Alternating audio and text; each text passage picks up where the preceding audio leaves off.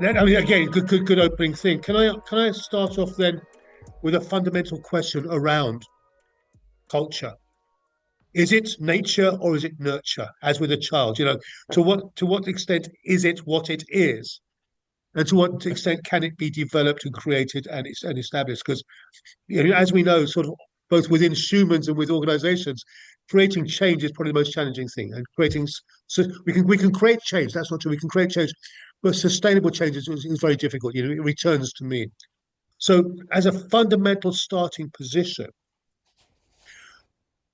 where do we position culture? I mean, is it a learned trait? Is it something that we can decide what we want to do, or is it just a natural outcome of everything else we do? Go on, Gav. We'll jump straight into the big stuff, shall we? Okay, so as we're solving, the world's largest scientific problems like nature versus nurture, we can explore it with a risk lens, though, and I think that's the important piece in sort of separating what we've done with ORCS from a lot of the conventional work that's been done around organizational culture, which links closely to organizational performance.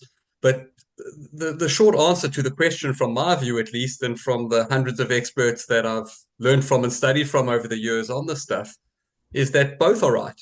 And as soon as we get into this binary position of going, it's only a nature or it's only a nurture issue, then we lose the ability to actually create high performing cultures and we become victims of circumstance. So realistically, yes, absolutely. There are certain humans that are more strongly wired to collaborate, work together, and solve problems than others. And I think we'd be naive if we didn't recognize that. But equally, strong leaders know how to bring those people together. Bonded vision and bonded purpose enable people to work together to achieve outputs. And practically, when we look at risk, we're trying to look at this idea of simplistically, what is the likelihood of success, not just the likelihood of failure or something going wrong. So if we want to look at culture and put the risk component before that, we're really looking at how do we force multiply the likelihood of achieving our objectives while stopping bad things happening. It's not overly complex to reach that conclusion. The question, and I think we went a very long way to help answer it with ORCS. I think there's a lot of work still to go, but we've gone a long way to actually go, here are the domains from a human perspective that we need to be looking at to achieve sustainable high performance and manage disruption in the modern world. So, for example, if you've downloaded the ORCS standard, you'll see we've got things like technology adoption and integration. You actually can't get great high performance in the modern world without it.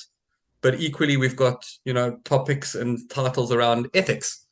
So, if you're not ethical, you might make a lot of money, but in a world that's highly transparent and data driven, it's kind of hard to keep things secret. So ethics are really important for culture. So I just picked those two as examples, but long story, short story, we have a lot more control and influence over our people than we often give ourselves credit for.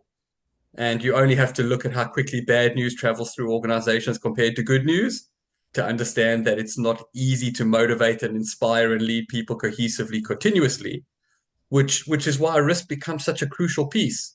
So to kind of close off on that piece from my side, I think the core piece we need to keep our mindset fixated on now is that risk itself is a meta skill. You cannot do almost any function in any organization without making decisions. So, if we look at where AI and some of the automation technological advancements are taking us, things that are mundane and operational are going to be automated. Things that aren't are going to be driven by humans. We need to become real experts at cohesive, collaborative, and organizational level, if not society level decision making, because we haven't been doing very well at it. Thanks, And of Dave.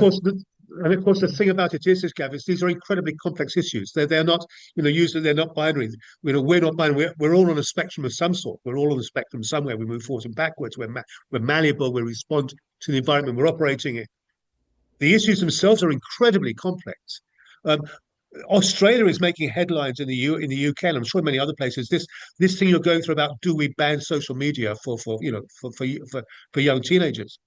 That is on an almost daily basis, certainly on a weekly basis, is impacting on the dialogue we're having within the UK about introducing similar things. So, and again, there is no right or wrong answer. So, Jack, I mean, to go back to that thing about whether we create, because for me, when I use the word culture, culture, to allude to something Gav says, culture implies value and quality as well. It is a judgment. We have good culture and we have bad culture. There's a judgment associated with that. Yeah. So is this something that we can sort of, to go back to that nature nurture, can we sort of move the dial some way by bringing this into the conversation? Yeah, absolutely. I think moving the dial requires measurement. Where's the dial pointing? And importantly, and I think sort of the foundational value proposition for ORCS is, what are the levers, right? It's pointing here. Why? What is it about an organization's culture that is creating this sort of emergent outcome, the behavioral characteristics of it?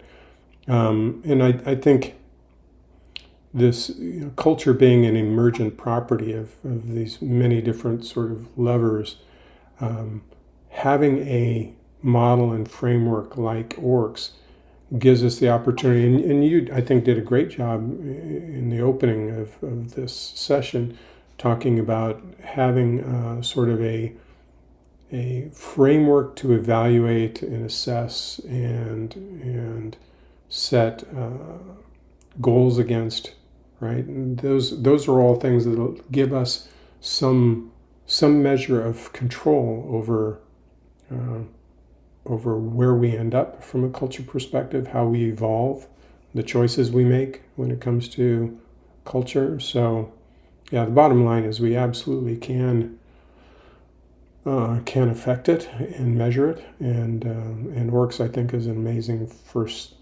step in that direction.